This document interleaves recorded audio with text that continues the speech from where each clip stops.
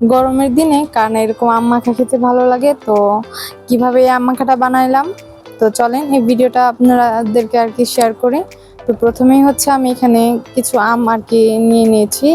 আমগুলো যদি আমাদের গাছে না হচ্ছে পাশের বাসার এক আন্টি দিয়েছে। আর এখানে হচ্ছে আমরা গাছ থেকে কলা পাতা কেটে নিচ্ছি।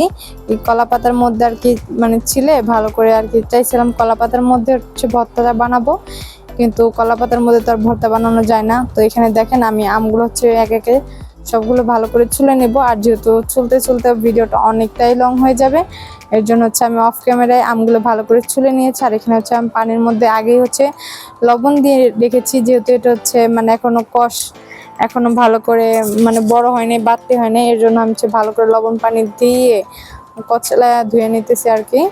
তো এরপরে দেখেন আমি সুন্দর করে এগুলো হচ্ছে কেটে নিব।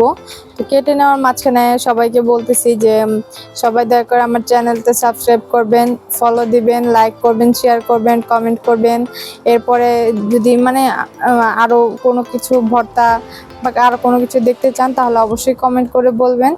তো আমরা হচ্ছে এটাকে অনেকে আম মাখা বলে, বাট আমরা হচ্ছে আম মাখা বলি না, আমরা বলি হচ্ছে আম ভর্তা। এই আম ভর্তাটা কিন্তু মানে দুপুরের মধ্যে খেতে কিন্তু অনেকটাই ভালো লাগে। আর আমার যখন খাওয়ার ইচ্ছা হয় দুপুর আর রাত নাই, আমার যখন ইচ্ছা হয় আমি তখনই খাই। তো এটা হচ্ছে প্রায় 4-5 দিন আগের হচ্ছে ভিডিওটা। তো দেখেন এখানে ভালো করে আমগুলো কেটে নিয়েছি। এখন হচ্ছে আমগুলো ভালো করে আমি মানে ভর্তা বা মাখাটা করে নিব। এখানে হচ্ছে আমি চিনি, তারপর হচ্ছে চিলি ফ্লেক্স, তারপর একটা না দুইটা কাঁচামরিচ আর হচ্ছে লবণ দিয়ে নিয়েছি। আর এখানে আমগুলো হচ্ছে আমি নর্মাল হচ্ছে আগে এইভাবে ভর্তাটা খাইতাম। আগে আমার কাসুন্দি ইউজ করতাম না, কারণ কাসুন্দি আমার কাছে আগে কেমন জানি ভালোই লাগতো না।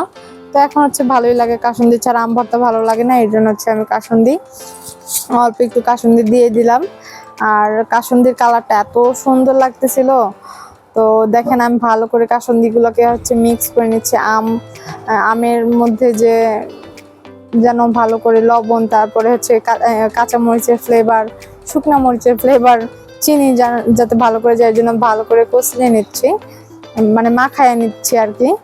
তো দেখলাম যে কেমন যেন ফ্যাকাশে ফ্যাকাশে দেখা যাচ্ছে আমগুলা। তো ভর্তা ভাবলাম যে না এখনই হয়তো বা মানে হয়ে গেছে, কিন্তু যে না কাসুন্দি লাগবে আরো। তো এর জন্য হচ্ছে অফ ক্যামেরা আমি হাতের মধ্যে অল্প একটু কাসুন্দি নিয়ে নিচ্ছি। আর কাসুন্দি দেওয়ার পরে এই কালারটা যে আরো সুন্দর লাগতেছে, মনে হচ্ছে যেন ওই যে মাথায় করে যারা বিক্রি করতে নিয়ে আসে তাদের কিন্তু আচার এই কালার দেখায়, কিন্তু খেতে কিন্তু একটুও ভালো লাগে না আচার না আর কি। এই ভর্তাটা কিন্তু মাশাআল্লাহ এখানে কিন্তু অনেক সুন্দর লাগতেছে। তো দেখলাম যে চিনি হয় নাই, এর জন্য হচ্ছে আমি আবার একটু চিনি মিক্স করে দিলাম, কারণ মিষ্টি ছাড়া হচ্ছে আমি আম ভর্তা একদমই খেতে পারি না। কারণ আমার মিষ্টি হলে আর কি ভালো লাগে, মানে বেশি টকও না বেশি মিষ্টিও না। তো এই যে আমার আম ভর্তা রেডি। তো সবাই দয়া করে একটা লাইক দিয়ে যাবেন। তো ভালো থাকবেন।